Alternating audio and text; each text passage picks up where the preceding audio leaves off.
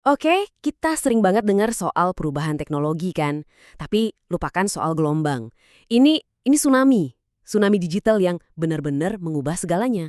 Nah, kali ini kita bakal bongkar cerita soal gimana satu raksasa yang hampir aja karam, malah belajar berselancar di atas ombak raksasa itu.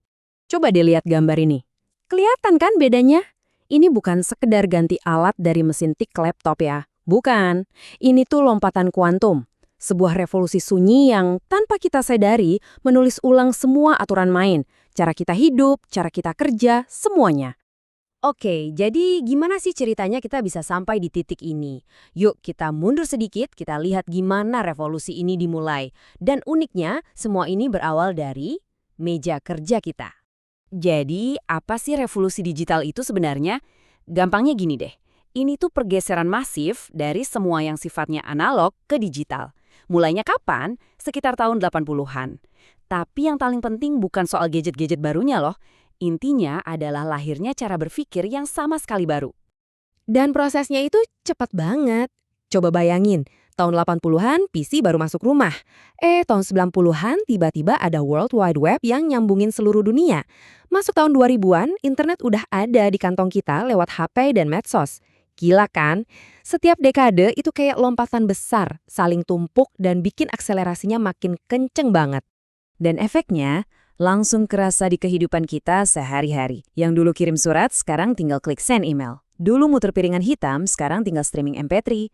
Kaset VHS, lupakan, sekarang ada video streaming. Perubahannya itu total banget. Sampai-sampai kita kadang lupa kalau dunia yang kita tinggali sekarang ini sebenarnya umurnya masih baru banget. Tapi revolusi ini punya sisi lain. Gak semua orang bisa nikmatin.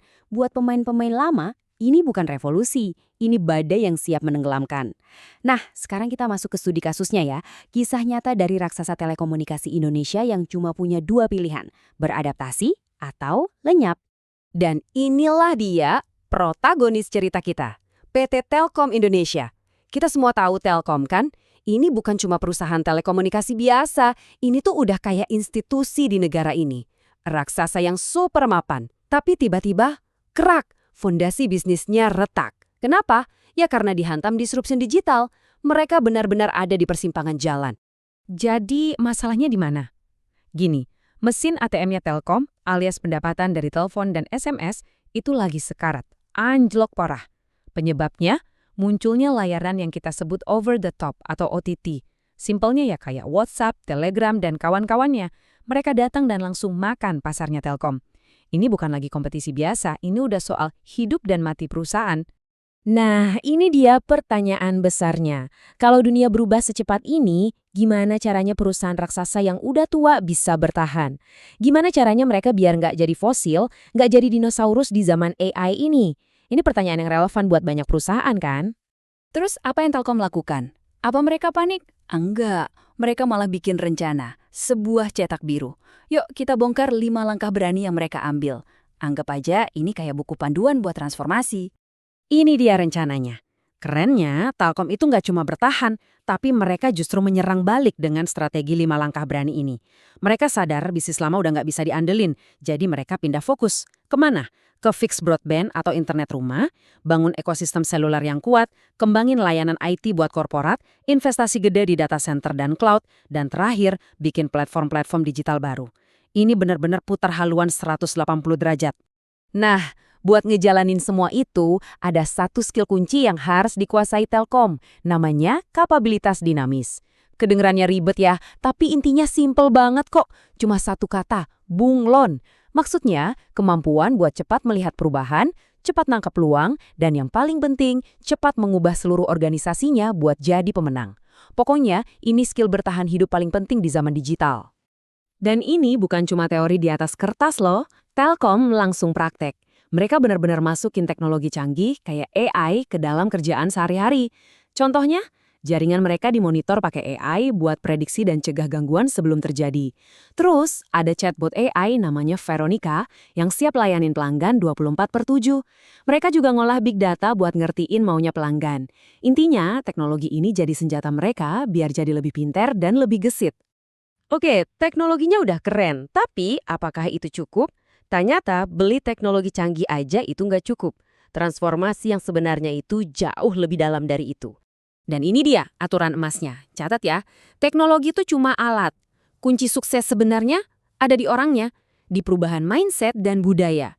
Kenapa? Karena percuma punya teknologi paling canggih sedunia kalau orang-orang di dalamnya nggak mau atau nggak siap berubah. Jadinya cuma pajangan mahal doang. Telkom sadar banget soal ini. Makanya mereka nggak cuma beli teknologi, tapi mereka investasi besar-besaran di aset mereka yang paling berharga, manusianya. Lewat program kayak akselerasi talenta digital, mereka bukan sekedar ngasih pelatihan. Mereka itu kayak merombak total fondasi SDM-nya, mengubah karyawan mereka jadi pasukan inovasi yang siap tempur. Oke, sekarang coba kita zoom out sedikit. Karena perubahan sebesar ini di perusahaan kayak Telkom, itu nggak berhenti di dalam perusahaan aja. Efeknya itu kayak batu yang dilempar ke air, menciptakan riak yang menyebar kemana-mana. Dan riaknya ini luar biasa buat negara kita. Fokus Telkom jadi nggak cuma mikirin profit sendiri, tapi juga keluar. Mereka bantu apa aja? Banyak. Mulai dari memberdayakan UMKM biar bisa go digital, bantuin pemerintah mendigitalisasi layanannya, dan yang paling fundamental, mereka membangun infrastruktur digital. Anggap aja ini jalan tol buat ekonomi digital seluruh Indonesia bisa lari kencang. Jadi intinya apa? Intinya perjalanan transformasi satu perusahaan raksasa ini ternyata bisa jadi pemicu kemajuan satu bangsa.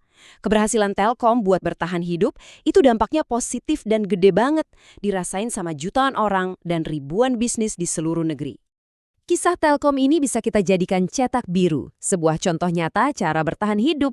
Tapi ingat, gelombang berikutnya yang didorong oleh AI dan teknologi-teknologi baru lainnya, itu bakal datang lebih cepat dan jauh lebih besar.